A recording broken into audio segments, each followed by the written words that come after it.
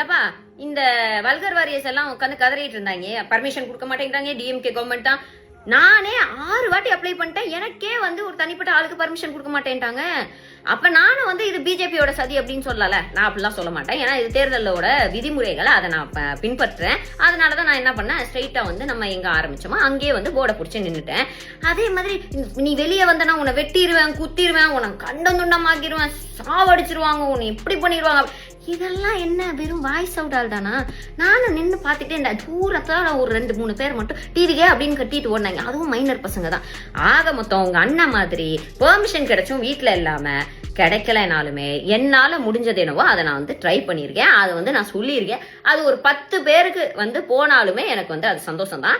And உங்க அண்ணன் மாதிரி கூட்டத்தை பார்த்து பயந்து விழுந்தடிச்சு வேனுக்குள்ள ஏறால நான் கிடையாது. நான் தைரியமா நின்று ஒத்த ஆளா நின்று நான் என்னுடைய கருத்து என்னவோ அதை சொல்லியிருக்கேன். அதை தாண்டி மற்ற அடுத்தடுத்து எந்தெந்த இடத்துல நம்ம பிரச்சாரம் பண்ண போறோம் அப்படின்றதெல்லாம் சர்ப்ரைஸாவே இருக்கட்டும். Please wait.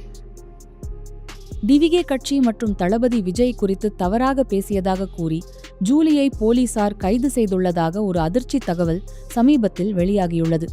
டிவிகே கட்சியின் பிரச்சார கூட்டத்தில் தளபதி விஜய ஜல்லிக்கட்டு பிரச்சினையை பற்றி பேசியதிலிருந்து ஜூலி தொடர்ந்து டிவிகே மற்றும் விஜய குறித்து விமர்சன வீடியோக்களை வெளியிட்டு வந்ததாக கூறப்படுகிறது.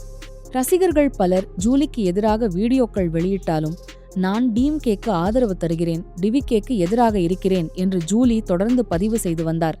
இந்த நிலையில் இன்று மேலும் ஒரு படி மேலே சென்று நான் பிரச்சாரம் செய்யப் போகிறேன் என்று கூறி சென்னை மெரினா கடற்கரைக்கு ஜூலி சென்றதாக தகவல்கள் தெரிவிக்கின்றன. அங்கு அவர் டிஎம்கேக்கு ஓட்டு போடுங்கள், டிவிகேக்கு ஓட்டு போடாதீர்கள் என்றும் டிவிகே கட்சியும் விஜயும் பெண்களுக்கு பாதுகாப்பு அளிக்க முடியாது என்றும் கூறி ஒரு பலகையுடன் பொதுமக்களிடத்தில் பிரச்சாரம் செய்ததாக கூறப்படுகிறது. அந்த பலகையில் ஒரு பக்கத்தில் அனில் சின்னமும் மற்றொரு பக்கத்தில் உதயசூரியன் சின்னமும் வைத்து நடுவே நின்று பிரச்சாரம் செய்த வீடியோ ஒன்றையும் அவர் சமூக ஊடகங்களில் பகிர்ந்துள்ளார். அந்த வீடியோவில் நான் எங்கிருந்து தொடங்கினேனோ அங்கிருந்து மீண்டும் தொடங்கப் போகிறேன் என்று ஜூலி கூறியுள்ளார். ஜல்லிக்கட்டு போராட்டத்தின் போது மெரினாவிலிருந்து தன் பயணம் ஆரம்பித்ததை நினைவுபடுத்தி அதே இடத்திலிருந்து மீண்டும் அரசியல் ஆதரவு பிரச்சாரம் செய்கிறேன் என்ற வகையில் அவர் பதிவிட்டுள்ளார். இந்த வீடியோ வெளியானதும் டிவிகே ரசிகர்கள் மற்றும் தொண்டர்கள் கடும் எதிர்ப்பு தெரிவித்துள்ளனர். ஜூலி டிவிகே கட்சியை அவமதிக்கிறார், விஜய் குறித்து அவதூறு பரப்புகிறார் என்று கூறி டிவிகே சார்பில் போலீசில் புகார் அளிக்கப்பட்டதாக தகவல்கள் தெரிவிக்கின்றன.